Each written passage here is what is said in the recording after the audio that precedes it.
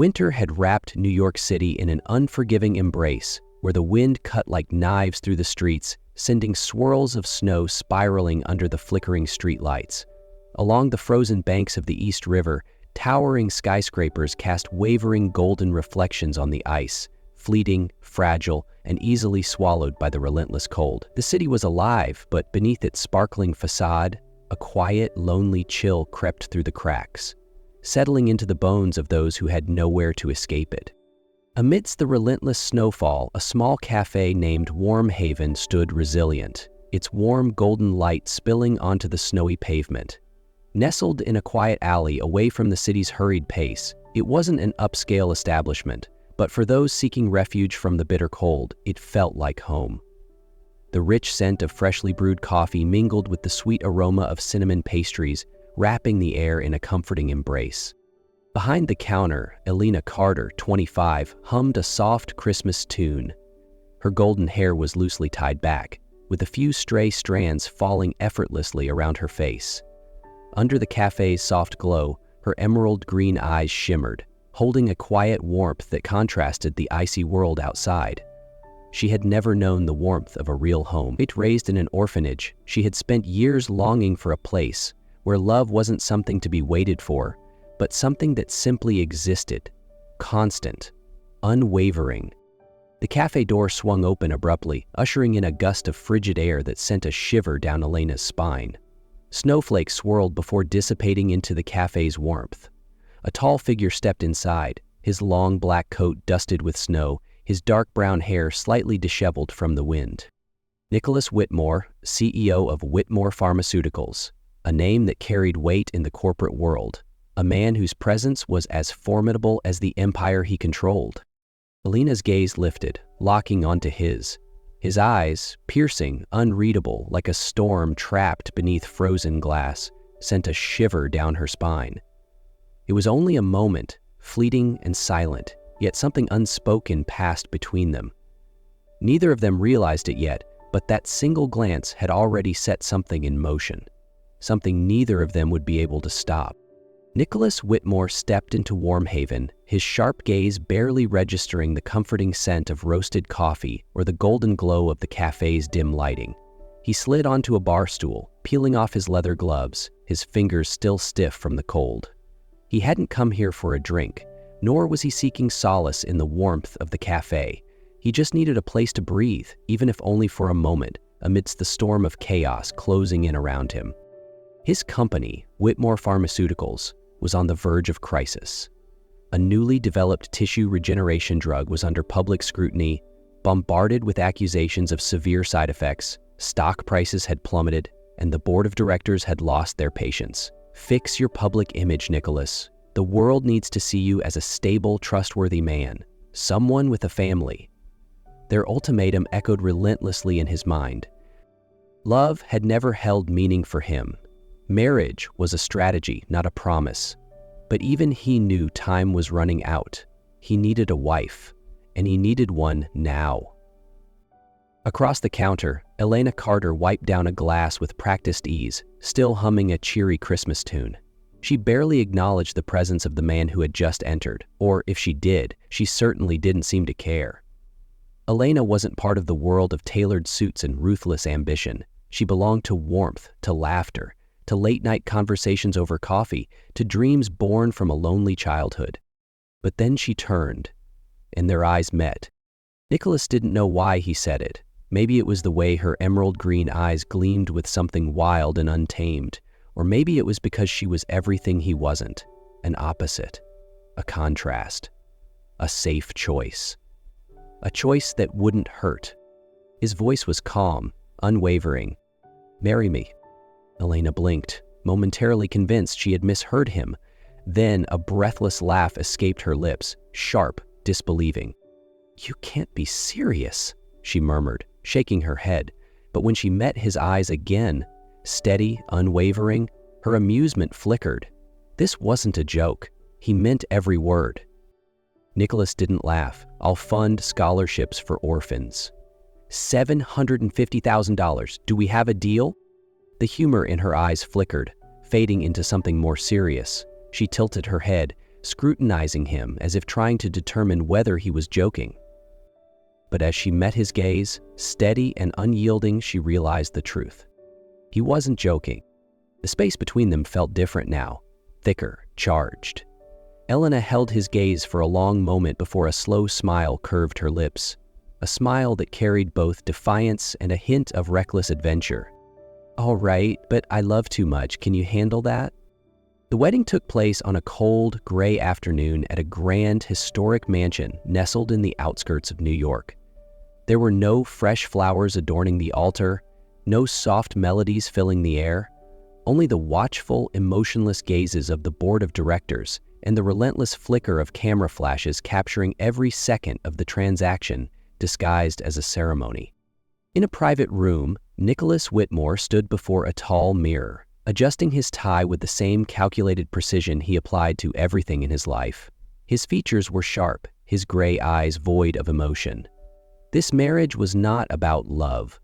It was a strategy, a solution, a contract, nothing more. He had imagined this moment before, standing in front of a stranger, exchanging meaningless vows, sealing it all with a signature. But what he hadn't anticipated was the faint, almost imperceptible unease curling in his chest, a feeling he refused to acknowledge. The door creaked open. Elena Carter entered, draped in a simple white dress, far from the extravagant bridal gowns of high society. Her golden hair was loosely pulled back, soft curls framing her face, and in the dim winter light, her emerald green eyes glowed with an intensity that made everything else feel dull in comparison. She did not walk with the refined grace of a trained socialite.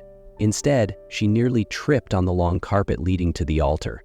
"Oh my God, I almost married the floor instead of you," she laughed, quickly righting herself, seemingly unfazed by the sharp glances thrown her way.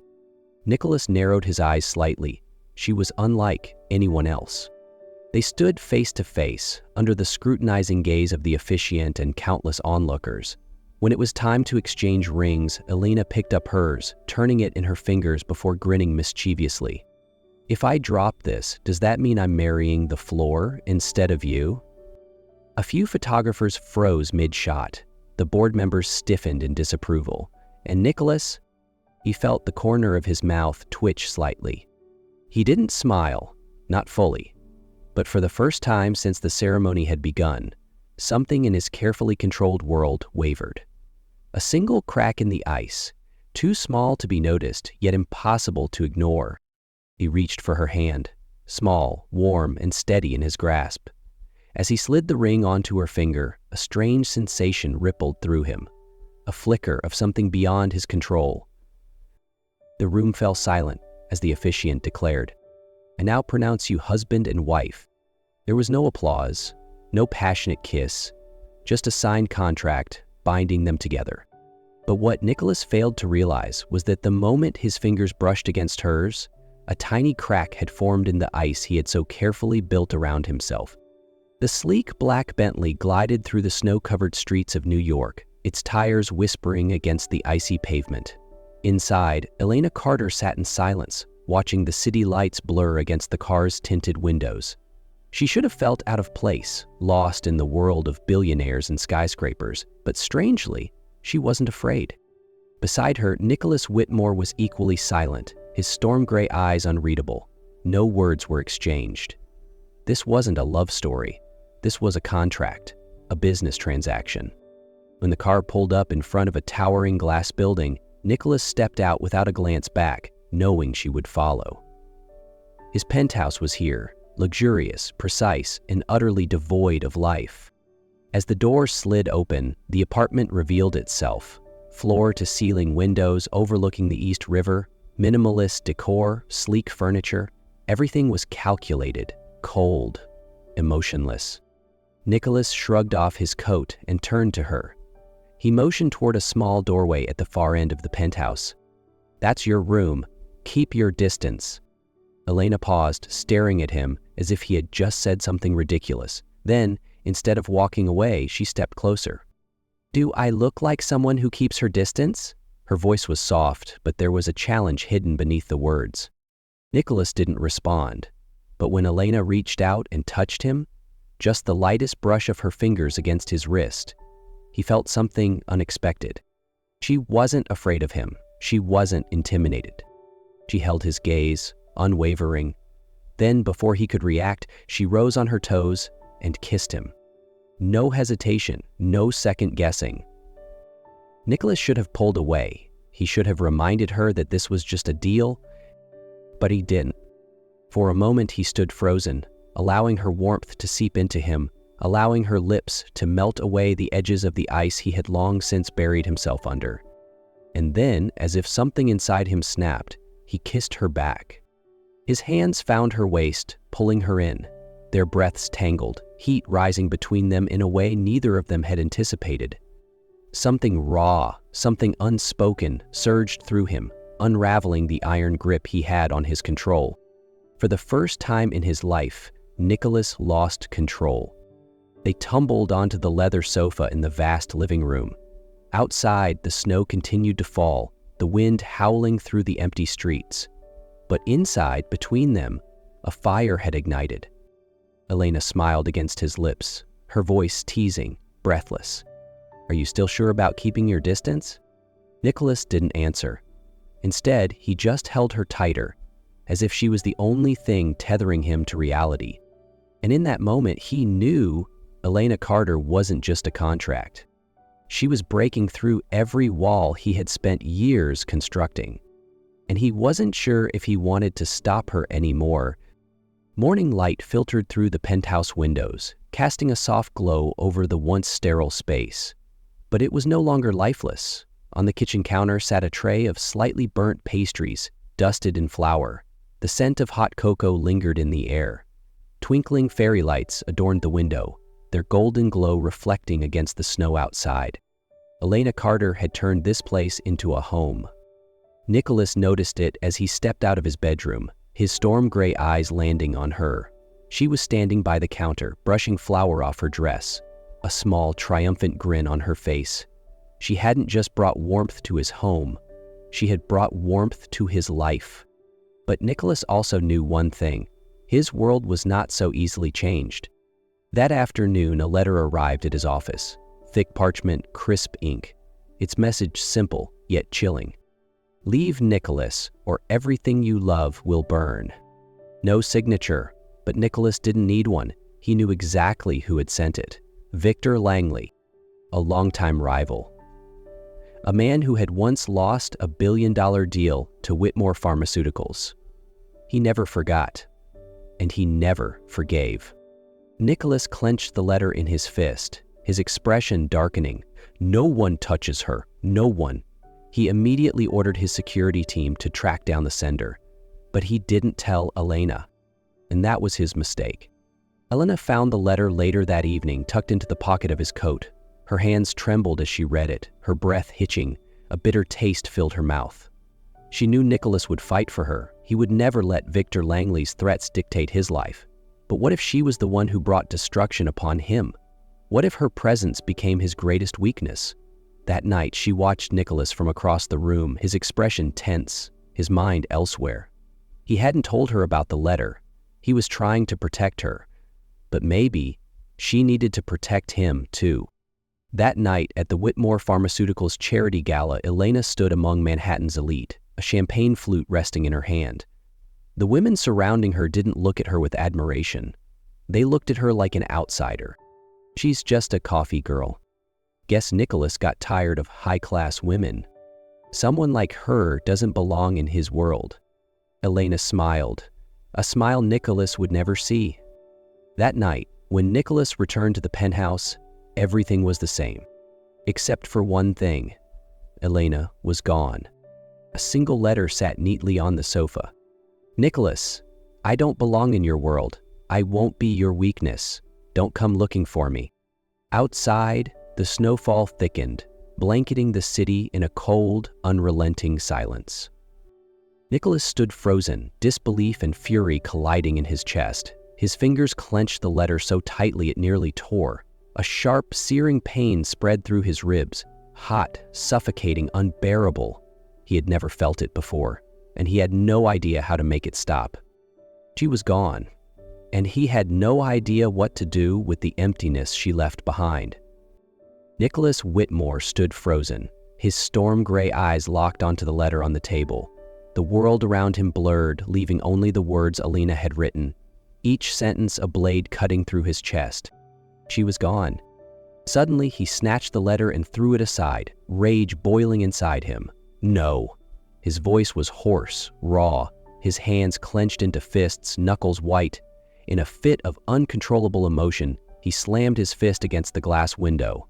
The sharp crack of shattering glass echoed through the penthouse, shards slicing into his skin, blood dripping onto the pristine floor. But he didn't care. The pain inside him was far worse. Without a second thought, he stormed out into the snowstorm, icy winds biting into his skin. His breath came out in ragged gasps, but he didn't stop. He had to find her. He knew Elena. She wouldn't go far. She always sought solace in quiet places when she needed to think. And there was only one place in this city that gave her that peace: Brooklyn Bridge. Nicholas ran, his blood staining the snow, his body numb from both the cold and the fear clawing at his chest. And then he saw her, a lone figure standing at the bridge, arms wrapped around herself, trembling against the wind. His heart clenched. "Elena!" he called out, his voice breaking through the storm. She turned, her emerald green eyes filled with heartbreak, yet flickering with something fragile: hope. Nicholas strode forward and dropped to his knees before her, his hands shaking, his breathing uneven. "Without you, I'm nothing." His voice was rough with desperation. "Don't put out my fire." Elena burst into tears, her sobs mixing with the howling wind, and then, without hesitation, she threw herself into his arms, clutching onto him as if letting go meant losing him forever. "I'm sorry," she whispered. "I was scared, but I love you too much to leave you." Nicholas held her tightly, his warmth wrapping around her, melting away every last trace of cold. They had found their way back to each other, not through a contract, but through an unbreakable promise. Years later, together they built Elena's Haven, a sanctuary for orphan children, a place where no child would ever have to wait for love. And in time, they had 2 children of their own, Ethan and Lily, a perfect blend of Nicholas' strength and Elena's warmth.